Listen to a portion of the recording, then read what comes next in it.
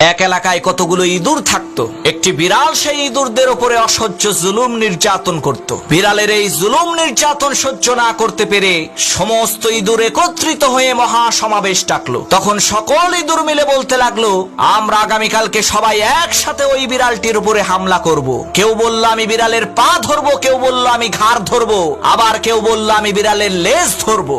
এমন সময় ইঁদুর সর্দার সমস্ত ইঁদুরদেরকে লক্ষ্য করে বলল, ভাইয়েরা আমার, আপনারা সবাই বলছেন বিড়ালের হাত ধরবেন, পাও ধরবেন, মাথা ধরবেন, ভালো কথা, কিন্তু বিড়ালের ম্যাও ধরবেন কে? ওই হিংস্র বিড়াল যখন আপনাদেরকে ধরার জন্য রাগান্বিত কণ্ঠে ম্যাও বলে উঠবে, ওই ম্যাওয়ের হুঙ্কার শুনে আপনারা নির্ভয়ে সাহস করে সেই ম্যাওটাকে কি ধরতে পারবেন? তখন কোন ইঁদুর আর কথা বলে না। এতগুলো ইঁদুরের মধ্যে একটা ইঁদুরও বিড়ালের ম্যাও ধরার সাহস পেল না। তখন ইঁদুর সর্দার বলল, বিড়ালের ম্যাও ধরতে না পারলে তার সাথে যুদ্ধে লিপ্ত হয়ে লাভ নাই।